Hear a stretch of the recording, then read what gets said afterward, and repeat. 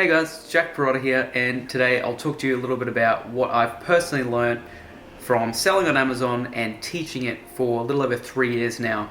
And from an Aussie's perspective, I've sold in the US and in the AU market, and so have my students as well. I'm going to tell you guys a bit about what I think is the most important if you're a new seller or if you're someone who's looking to get into selling on Amazon, whether it's in Australia or in the US. I feel like these tips or these points are going to help you to do that, because there's some things that you might not know going into it, and you can only learn by doing it, and hopefully this will help cut your learning curve just a little bit. A lot of this stuff I've actually learned not just by doing it myself, but actually teaching it, because the more people you teach, and now into Ecom Excellence, we've got a little over 350, maybe 360 students in the course now.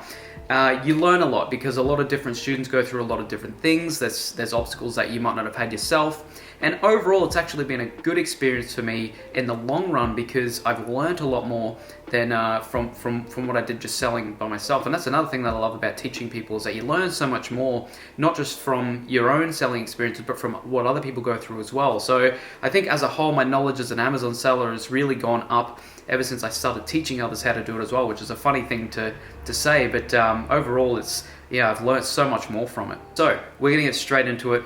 Point number one being, and it's probably pretty self-explanatory, but it takes a lot more work than what you think. It takes a lot of upfront work. And really what that comes down to is a lot of people like to say Amazon FBA or e-commerce like Shopify is really passive kind of business.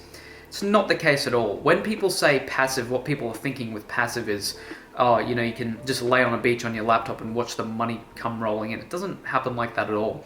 If you're looking to build an actual business, this is what I recommend with Amazon FBA. If you're looking to build a brand, an actual line of products that's high quality, that helps people, that's going to be there in the long term, it takes work. You got to put out a bit of money up front. You have to put a lot of work in, especially at the upfront.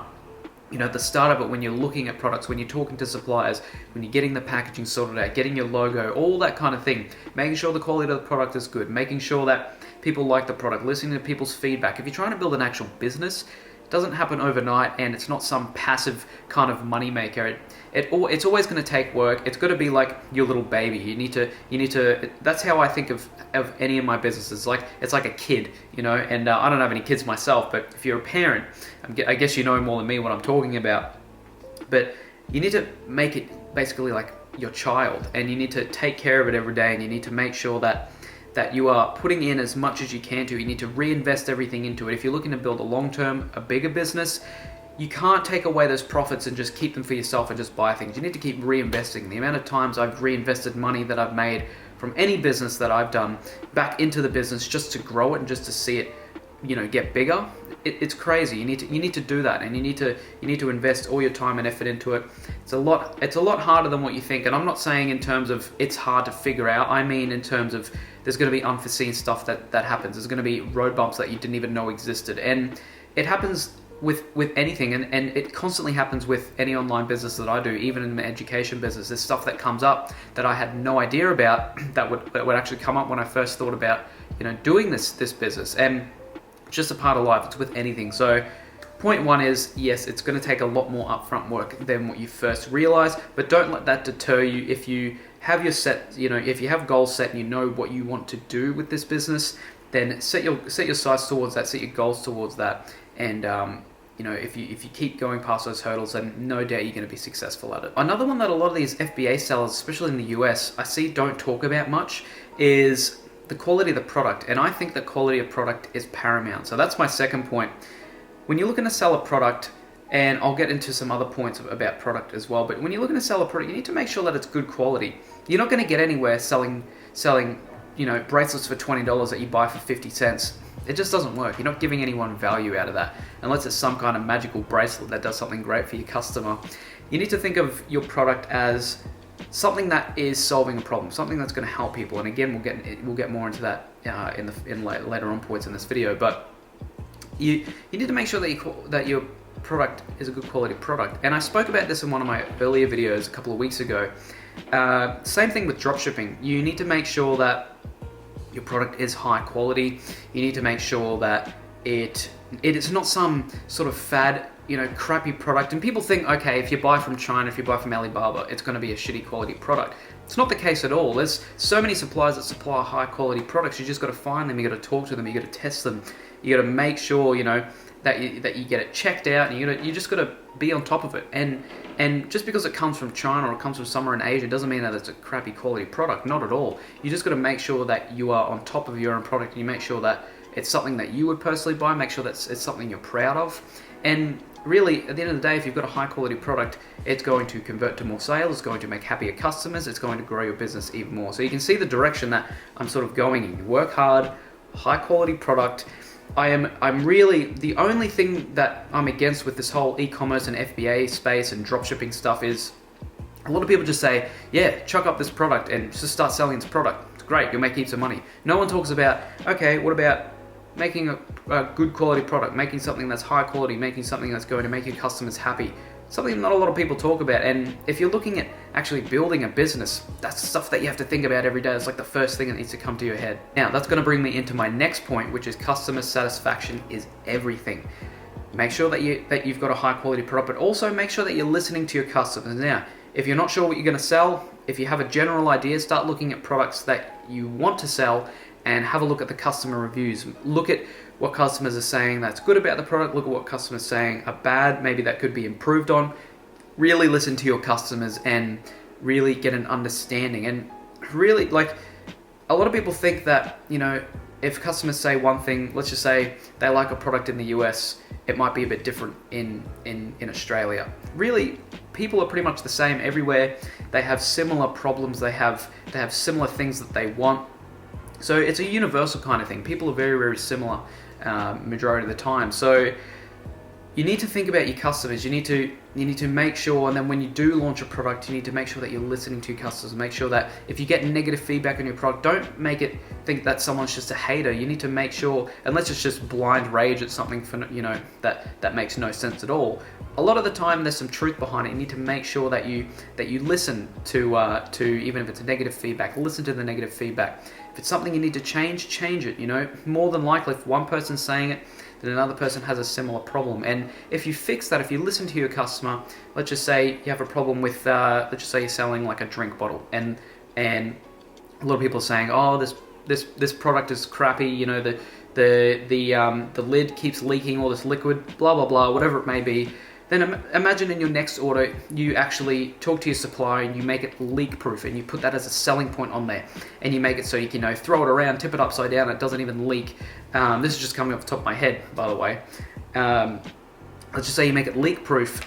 The next thing people are going to realize is, oh my god, this is crazy, and people might actually rave about it. They might say, hey, look, I bring this around to the gym, I bring it around for my kids, and they throw it around, and it doesn't leak at all. That's such a huge advantage, and not only that, not only are you going to have happy customers, your sales are going to grow, your business is going to grow, the reputation, the brand is going to grow, just for little things like that. And if you do that, each step of the way, you listen to your customers, you make sure that your customers are satisfied. Look at the way that Amazon, the whole company Amazon, does business as a whole. They make sure that their service is on point, that customers come first. They're like the biggest company in the world, and Jeff Bezos says himself that the focus is always on the customer. Focus is always on the customer, and if it's not on the customer, then you're not going to do well. And if it is on the customer, your business will thrive. Another thing that's specific to Amazon, my next point being, is that brand is huge. When I mean huge, I mean like it's going to put you on top of the game. That's why I always, on this channel, in my FBA course, I always talk about brand, and I get a lot of people saying, hey, can I just sell a product no brand? Can I sell it white labeled, which means it's got no logo on it? It's just a no branded product that you get straight from the supplier without putting your logo on it. Most of the time I say, look, yes, you can test it out, but if you're looking to actually grow your product, if you're looking to actually get more of a chance of making sales, brand is key. You need to make sure if you're selling something to do with coffee, make sure that your brand is heavily, your whole brand is heavily branded towards coffee. Make sure that you are pandering towards coffee lovers and people who are like coffee enthusiasts, love drinking caffeine, all that kind of thing. You need to brand it towards that. And really, you need to think of brand as though, when I always think of brand, I always think of what are the biggest brands in the world do? What are brands like Nike and Apple and Adidas and just all the biggest brands, whatever it may be, just what they do. Other reason brand is huge on Amazon is because Amazon's actually pushing the way brands are looked at, and they had a problem quite a few years ago with a lot of these counterfeit items being sold. And the way around that, the way to sort of fix this whole problem was they started pushing brand. And now you can see on Amazon, when you go onto Amazon, they're actually pushing sponsored brands, and you actually get benefits from registering a brand name on Amazon as well, which is a huge thing. That's a huge push in the right direction. And not only does it push sellers to have a brand there, pushes sellers to have higher quality products, pushes demand on actually having the brand there, having something reputable, having something basically reputable there. Look at any products that you usually buy, whether it's, just anything you buy, shoes, clothing, technology, whatever it may be, software, you're always looking at brand. If you're going to let's just say if you're looking to write up a document, if you have an essay you're going to write up, where are you going to go? If you don't have a program, what's the first thing you think of? Oh, okay, Microsoft Word.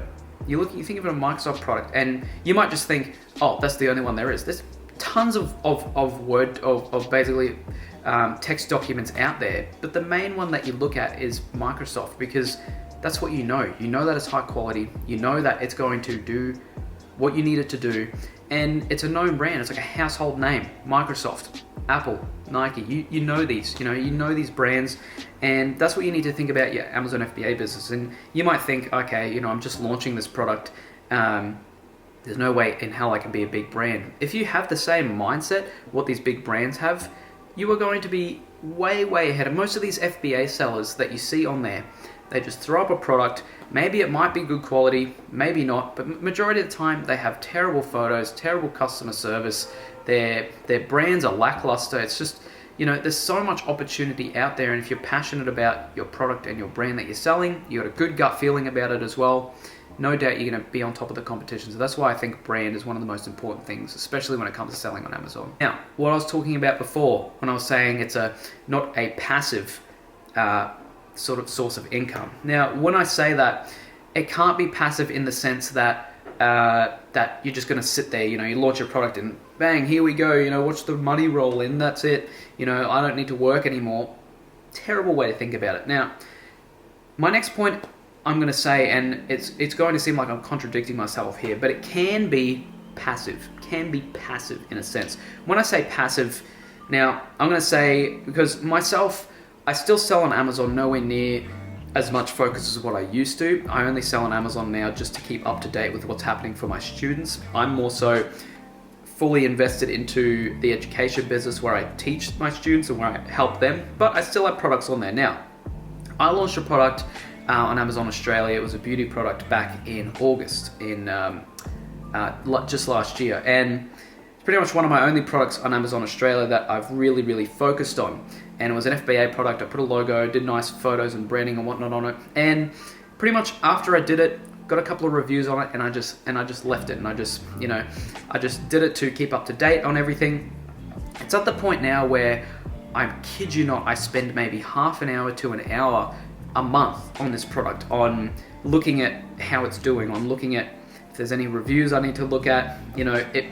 Basically the only thing I'm doing from here on out is just reordering, and it brings in, like, say, anywhere from like $300 to maybe $500, most times $300 to $500 a fortnight, and I don't even touch it. It's like, if I wanted to focus on it, get more products in, and grow that to say like, $3,000 to $5,000 every fortnight, I could fully focus on that. But like I said, my push is on the education side now. But that just goes to show, like, I'm literally spending, I kid you not, I'm literally spending half an hour to an hour a month on looking at this product. After everything had been done, by the way, I spent quite a few hours getting everything ready, talking to suppliers and doing the photos and whatnot. But apart from that, once everything was done, I've got in, and now I'm at the point where I need to restock again. I've gotten to the point, where I think for the last fortnight, I pulled in, like, it might not seem like much, but I pulled in like $400, and this is on a single product, and I didn't do anything, I don't touch anything. The money just comes into my account, and I can just use that to either keep or reinvest into the next bit of stock. So really, that's what I would call, I guess, a pretty passive kind of product, because I'm not really touching it. I knew the product was good quality, I made sure that it was, and now I'm getting organic reviews on it, and I don't even bother about asking for reviews anymore, and they've got all 5-star reviews, people saying good things about it, so I know that the quality's good. Now what I'm going to do is probably change up the packaging a little bit and just keep that up to date and try and keep ranking that. And this is on the Aussie market, by the way. And the reason I'm telling you this, I'm not trying to brag or anything. The reason I'm telling you this is that it can be, I guess, considered passive in the sense that once you get it up and running, it's a lot easier to do that. It's a lot more passive in the sense that you don't have to spend every waking hour on your product. Once you've got everything set up, then you can actually spend your time on other things like making sure customers are happy, maybe looking at a different line of products for your brand, whatnot. And by the way, this is the only product that I have under that brand in the beauty niche, and I'm not doing too bad, you know? Like I said, once I put that work in, I literally spend about 30 minutes to an hour a month on that product at max. And I hardly advertise as well on it anymore. It's like, spend like, I don't know, maybe $5 a day at max if I do any PPC on that. But it can be considered passive in a sense, but it's never gonna be passive to the point where you just never touch it again. It's like if I was to have, you know, 10 to 20 products instead on there, it would be a lot more work to keep up with. But in saying that, I'd be making a lot more from it, I'd be investing more time into it. Overall, it'd be a bigger business. So that's just something to keep in mind anyway. That's pretty much all I've got. I'm looking at my notes here, by the way, because I'm terrible at memorizing notes. But that's all I've got for my points on things that I've learned over the past 3 years with selling on Amazon. Now, there's a lot more that I can delve into, but these are the main points. Really, what it comes down to and what I'm big on this channel is customer service, high quality products, making sure you're solving problems for people. If you look at any successful business, most of the time that's what they do. They're either solving a problem, and usually, and this is what I've heard, I've seen this quote a lot of times, the bigger problem you solve, the more money you're going to make. Think about that as well. And I've sold a lot of my products off the base of problems that I've had. Same thing with dropshipping. A lot of the products I started selling was a problem that I had myself, and then I thought, hey, look, maybe I can find a product that can not just help this problem for me, but that most likely help this problem for a lot of people. Because if you have a product that is solving a problem for you, most likely solve a problem for a lot of other people as well. So it's the last thing I want to note on that. Anyway, I'm gonna keep rambling if I keep going on. But if you have any questions for me, post them in the comments down below. I'm more than happy to help. I do have quite a bit of experience now selling on Amazon and also teaching Amazon. Like I said, I've learned a lot more from teaching it as well through the experience of others. So if you have any questions, let me know. I'm happy to help. But apart from that, send me a message. All my socials are down below, my Facebook and Instagram. I get a lot of messages on there these days as well. So I'll always get back to you as quickly as I can. On a daily basis. So if you have any questions, let me know. But apart from that, I hope you guys are doing well, staying safe, and I'll see you guys in the next one.